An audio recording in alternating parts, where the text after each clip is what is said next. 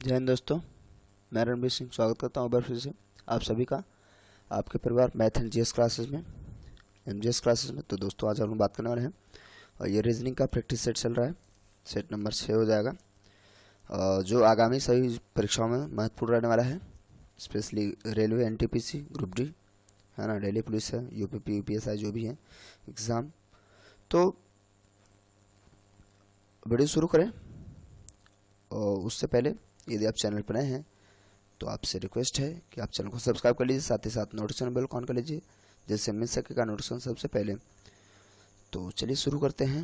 ये आपका पहला प्रश्न है, यदि शब्द मैटरनिटी के पहले, चौथे और सातवें, पहला एम है और पहले पढ़ लेते हैं, चौथे, सातवें तथा आठवें अक्षरों से एक अर्थपूर्ण शब्द बनाना संभव हो तो उस शब्द का तीसरा अक्षर क्या होगा? यदि एक से अधिक शब्द बनते हैं तो उत्तर जेड देना है। अच्छा, एक ही बनेगा तो कोई बात नहीं, अगर एक से अधिक बनने लगे तो जेड आंसर देना है। तो कौन सा पहला, चौथा? तो चौथा क्या है? ई है, सॉरी यहाँ 4 रहना चाहिए ना। चौथा एक ई है और क्या हो जाएगा? सातवां, 5, 6, 7 आई है सातवां, और उसके बाद कौन सा? आठवां टी हो जाएगा। तो इनसे हमें देखना है कि हमसे कितने अर्थपूर्ण शब्द बन पाते हैं, है ना। तो ये तो क्लियर हो गया, टाइम बन रहा है, TIME, टाइम बन गया।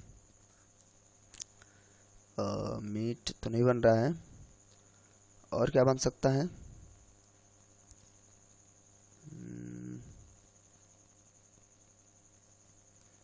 कह रहा है तीसरा अक्षर टाइम तो दिया है, लेकिन इससे और कुछ बन जाएगा। देखिए आइटम बन गया, देखिए IT और M, सॉरी आइटम है ना, तो आइटम एक और बन गया। आइटम मतलब कोई भी वस्तु कह सकते हैं ना।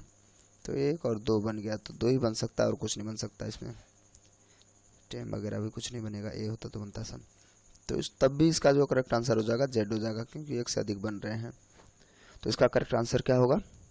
यानी कि आपको स्पेलिंग भी आनी चाहिए, और ऐसे प्रश्न आप देख रहे हैं लगभग सेट में मिल रहे हैं ना। नेक्स्ट, यदि किसी सांकेतिक भाषा में मीडिया को ये चीज़ लिखा गया है, जो भी हो, उसी भाषा में सोनमन को क्या लिखा जाएगा? तो अब M+1 किया गया है, मुझे लग रहा है M के बाद N, ठीक है, और 1 माइनस कर दिया है ई के मामले में। देखिए इसको मैं दिखाऊं, MEDIA, एक बार प्लस एक बार माइनस कर रहा है, मुझे ये पूरा उम्मीद है। यहाँ देखिए N है तो +1 किया गया है नीचे की ओर, और D है तो -1 किया गया है नीचे की ओर, और जब यहाँ पे D है तो यहाँ पे फिर E होगा, चूँकि प्लस करेगा। देखिए ये E है तो प्लस किया है 1, तो यहाँ पे E हो जाएगा। ऐसे ही यहाँ पे H के बाद I आएगा। तो आप एक देख सकते हैं, उत्क्रमणीय अब क्रिया चल रही, कुल मिला के देखा जाए तो एक तरीके से एक बार प्लस एक बार माइनस, स्टार्टिंग प्लस से है। तो आप भी कर लीजिए। एस के बाद क्या आएगा? टी आएगा, और ओ से पहले एन आएगा, है ना। फिर एल के बाद एम आएगा, ई से पहले डी, फिर से चूँकि माइनस है तो डी आएगा। फिर एम के बाद एन आएगा, और एन से पहले एम आएगा। एक बार प्लस, देखिए एक बार प्लस एक बार minus, plus minus plus minus last तक ये हुआ। देखिए क्या है, TNL कहीं है, TN कुछ गड़बड़ हुआ क्या? एल थोड़ी होगा, एल का तो एल था ही ना। हाँ देखिए प्लस फिर माइनस फिर एल के बाद एम आएगा ना, वो तो वही रख लिए थे। उसके बाद -1 करेंगे तो G, माइनस प्लस M के बाद +1 करेंगे तो N, N से फिर -1 करेंगे तो M, तो TNM GNM, ये पहला वाला करेक्ट आंसर हो जाएगा। ठीक है, तो इस तरीके से सर्च कर लेंगे। आगे देखते हैं हम लोग। नीचे दिए गए 5 में से कोई 4 समान हैं और अपना एक समूह बनाते हैं। कौन सा अलग है? नाव, बस, रेलगाड़ी, पहिया। तो ये तो ऑब्वियसली बहुत आसान सा है कि नाव एक वाहन है, बस भी एक वाहन है, रेलगाड़ी एक वाहन है, लेकिन पहिया एक कोई भी हम कह सकते थिंग्स है, सामान है ना, पार्ट्स है वाहनों का। तो इसलिए करेक्ट आंसर चौथा ही होगा। तो ऐसे से इजी क्वेश्चन भी मिलेंगे आपको। यदि किसी सांकेतिक भाषा में कम को डॉलर प्लस 57 और डील को %794 लिखा जाता है तो उसी भाषा में कोल को क्या लिखेंगे? एक चीज़ देखिए, ऐसे प्रश्न बनता है और दो चीज़ें दे देगा, उसी से 2 या 3 दे देगा, उसी में से सेम टू सेम इसमें से अक्षर मैच कर रहे हो, मिल रहे हो, तो बस वही आपको उठा लेना है। जैसे सी के बदले में यहाँ पे डॉलर लिखा हुआ है, तो यहाँ पे भी सी के बदले आप डॉलर लिख लीजिए। उसके बाद ओ के बदले क्या लिखा हुआ प्लस, तो आप भी लिख लीजिए। ए के बदले, अब देखिए ए इसमें है तो ए के बदले क्या लिखा हुआ है 9, तो आप 9 लिख लीजिए। एल के बदले क्या लिखा है, तो एल देखिए यहाँ पे 4, तो आप लिख लीजिए। तो ये हो जाएगा करेक्ट आंसर इस तरीके से। तो कौन सा हो जाएगा इसका? दूसरा, सेकेंड नंबर। तो ये इस तरीके से इजी तरीके से हो जाएगा आपका, ठीक है। रोहित, हर्ष और संदीप 3 टाइपिस्ट हैं जो मिलकर 4 घंटे में 216 पृष्ठ टाइप करते हैं। 1 घंटे में संजीव हर्ष की अपेक्षा जितने अधिक पृष्ठ टाइप करता है उतनी हर्ष रोहित की अपेक्षा अधिक टाइप करता है। देखिए मैथ्स है, एक तरीके से हम मैथ्स कह सकते हैं। कितने पृष्ठ संजीव 5 घंटे में टाइप करता है? अच्छा, जितने पृष्ठ संजीव 5 घंटे में टाइप करता है उतने ही पृष्ठ रोहित 7 घंटे में टाइप करता है। ये तीनों अलग अलग 1 घंटे में कितने पृष्ठ टाइप करते हैं? देखिए सब मिल करके पहली बात तो इनकी कार्य क्षमताएं निकालना होगा हम लोगों को, है ना। इन सब की कार्य क्षमताएं निकाल करके फिर लगानी होगी। तो अब देखिए इसको जब सबसे पहले देखिए क्या कहा है कि 1 घंटे में संजीव हर्ष की अपेक्षा जितने अधिक पृष्ठ टाइप करता है, जितने अधिक पृष्ठ टाइपिंग करता है उतने ही हर्ष रोहित की अपेक्षा अधिक टाइप करता है, ठीक है। तो यानी कि हमें रोहित का मानना है, स्टार्टिंग में पहले रोहित का ही मान लेना है, ठीक है। और मान लेते हैं कि जो रोहित है वो x पृष्ठ टाइप करता है, ठीक है। 1 घंटे की कार्य क्षमता 1 घंटे का पूछ रहा है तो x टाइपिंग करता है। तो अब वहां पे हर्ष जो होगा,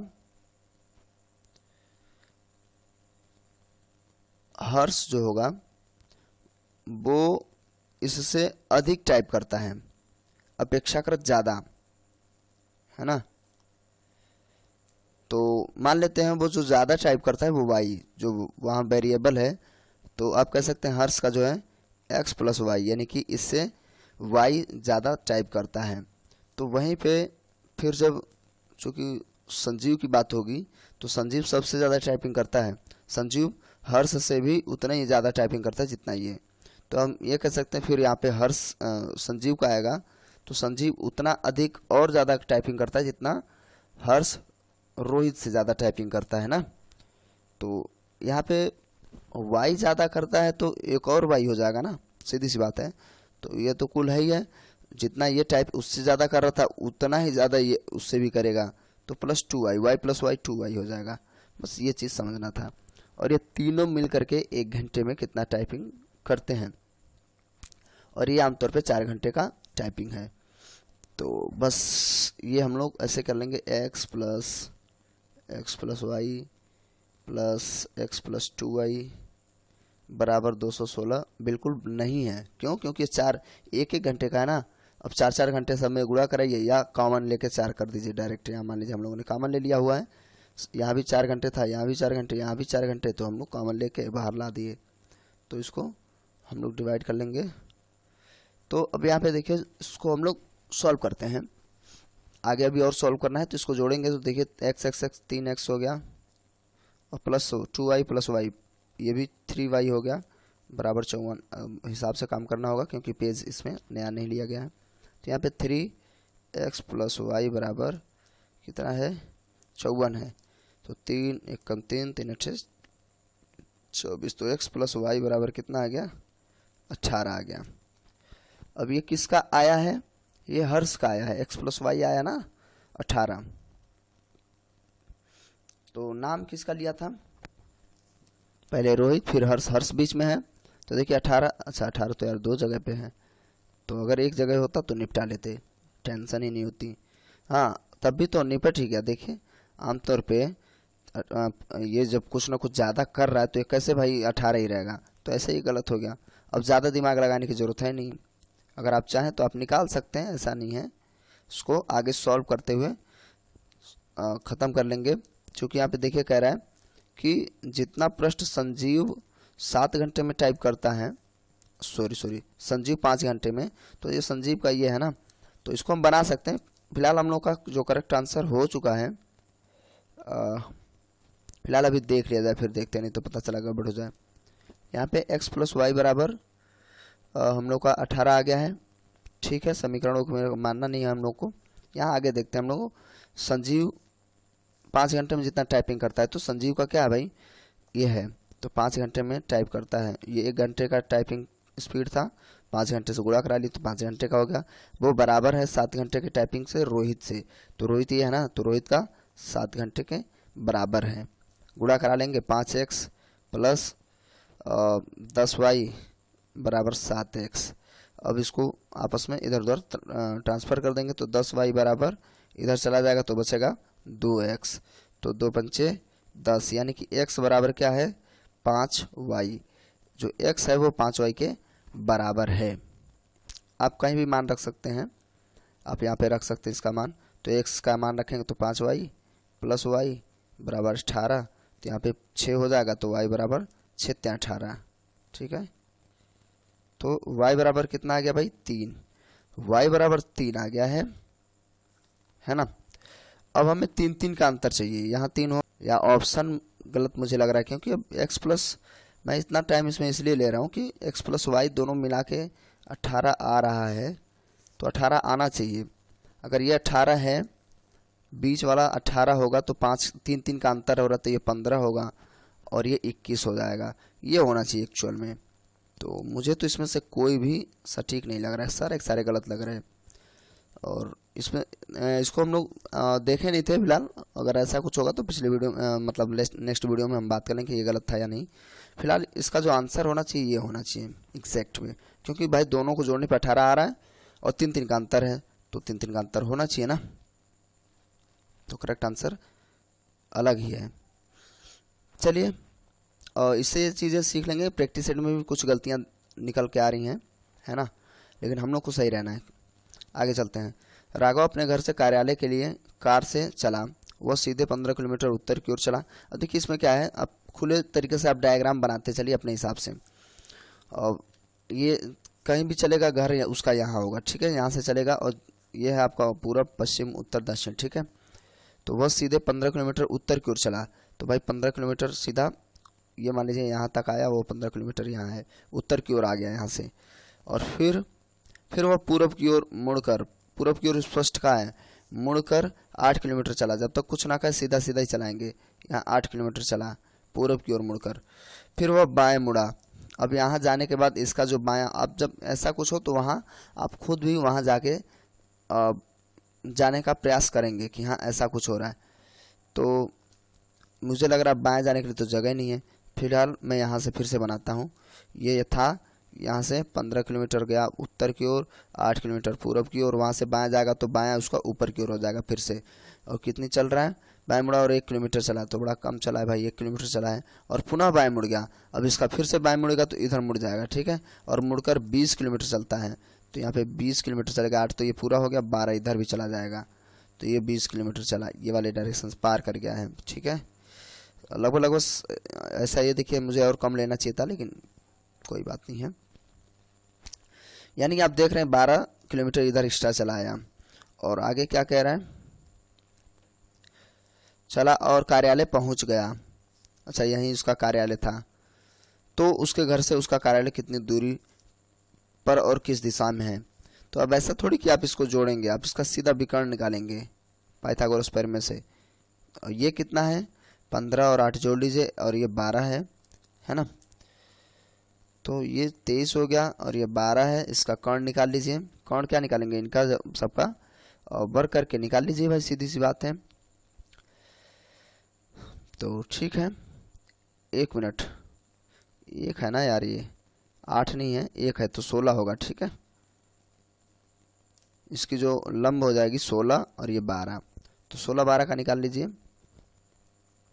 16 का क्या हो जाएगा, डायरेक्ट देखिए इसका होता है कर्ण स्क्वायर बराबर लंब स्क्वायर प्लस आधार स्क्वायर। तो लंब मान लेते हैं अगर 16 है तो 169, नहीं ये तो 14 का होता है, 13 14 का, ये 13 का है, तो हमें 16 का निकालना है। 16 का आप देखिए ट्रिक से भी निकाल सकते हैं, इसको इसका वर्ग करिए तो 36 हो जाएगा, इसका भी वर्ग करिए और इनका आपस में गुणा, फिर 2 से गुणा, तो 6 कम 6 6 दूनी 12, यहाँ पे एक जगह छोड़ देंगे और इसको लिख लीजिएगा, ठीक है। तो इस तरीके से हो जाएगा। तो 256 में हमें क्या 144 जोड़ लेना है, तो 256 और 144, तो कितना हो जाएगा, यहाँ भी 0 बन जाएगा और यहाँ पे 4, ठीक है। तो ये किसका आ गया, तो ये 20 का हो जाएगा, ठीक है। तो करेक्ट आंसर, वो भी किस दिशा में है, यहाँ से घर से जो है पश्चिम की ओर है और उत्तर की ओर है, तो कहेंगे पश्चिम उत्तर, ठीक है। तो पहला वाला ही आंसर है, 20 किलोमीटर पश्चिम उत्तर। तो इतना ज़्यादा टाइम लगता नहीं आमतौर पे, और ये चूँकि हम लोग बात कर रहे हैं तो टाइम लगता है। सुधीर का क्रम शीर्ष से 7वें और तल से 28वां है, कक्षा में कितने विद्यार्थी हैं। बड़ा आसान होता है, 7वां और 28वां है तो आपस में डायरेक्ट जोड़ लीजिए। जब शीर्ष से 7वां और तल से यानी विपरीत दिशाओं से कहे तो आपस में जोड़ के घटा लीजिए, सीधी सी बात है। 28 + 7 - 1 आप जोड़ सकते हैं डायरेक्ट 6, है ना। तो कितना हो जाएगा, 34, करेक्ट आंसर इसका 34 हो जाएगा। अच्छा ये हुआ कैसे, अगर इसकी बात करें तो देखिए होता है कि मान लीजिए शीर्ष से है, ऊपर से अगर है तो और शीर्ष से 7वां मान लेते हैं, यहाँ पे कहीं 7वां था ये लड़का, और तल से भी 28वें नंबर पे है। तो यार लड़का एक ही है ना, वो उसे तो 2 बार गिन लिया गया, तो जब 2 बार गिन लिया गया तो बच्चों की संख्या एक ज़्यादा हो जाएगी, तो वही एक हम घटा लेते हैं आमतौर पे। एक ही तरफ से एक बार गिनी है और क्या, दोनों तरफ से थोड़ी गिनेंगे, और उसमें बताता है तो हम लोग दोनों तरफ से गिन चुके हैं, तो इसलिए -1 कर लेते हैं। अगर समान दिशाएं हैं तो घटाते हैं, विषमान हो तो जोड़ लेंगे, ठीक है। चलिए आगे चलते हैं। यदि प्लस का अर्थ माइनस हो, ये सब चीज़ें हैं तो उसको बदलते चलेंगे। यहाँ पे देखिए क्या है, ऐसा वाला क्वेश्चन मिलेगा ही मिलेगा, ईजी होते हैं आमतौर पे, 30 में से 30 आराम से आ जाएंगे।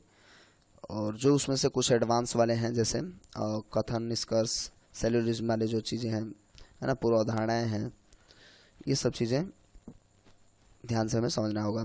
तो देखिए प्लस की जगह पे क्या होगा, माइनस, फिलहाल प्लस है ही नहीं, और गुणे माइनस का अर्थ होगा गुणा, वो भी नहीं है।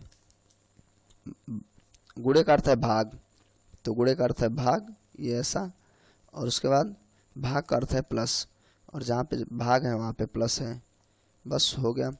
6 कम 6, अब सब आपस में जोड़ लीजिए, 5 हो जाएगा करेक्ट आंसर। तो इस तरीके से ये आसानी से कंप्लीट हो जाता है, ठीक है। आगे चलते हैं हम लोग। शब्द प्रीमेबल में अक्षर युग्मों की संख्या कितनी है जिनके शब्द उतने ही अक्षर हैं जितने कि वर्णमाला में उनके बीच हैं। अच्छा ऐसा कितने लोग हैं जो आपस में, अब देखिए इसको मैं यहाँ स्पष्ट लिख लूँ फिर आपको समझ में आएगी बात। PREAMBLE कहने का मतलब इसमें ऐसे कितने आपस में स्पेस हैं जो एक्चुअल में उतने ही नंबर पे आते हैं। जैसे ए के बाद अगर यहाँ तुरंत बी होता तो हम कह लेते 1 हो गया, है ना। यदि ऐसा नहीं है तो हम उसको देखेंगे। अब क्या करना है हमें, अक्षर युग्म की संख्या कितनी है जिनके बीच उतने ही अक्षर हैं जितने की वर्णमाला में उनके बीच हैं, ठीक है। तो देखिए मैच कराते हैं हम लोग, ABCDE, देखिए ए के बाद BCDE, एक ये हो गया, उतने ही हैं तो एक तो ये हो गया। उसके बाद बी सी डी ई, एक ये भी हो गया। देखिए सी डी फिर ई, एक ये हो गया। और क्या हो जाएगा, एल एम है तो जे के एल एम ये तो है नहीं। और कितने हो सकते हैं, आगे ढूंढ लिए फटाफट।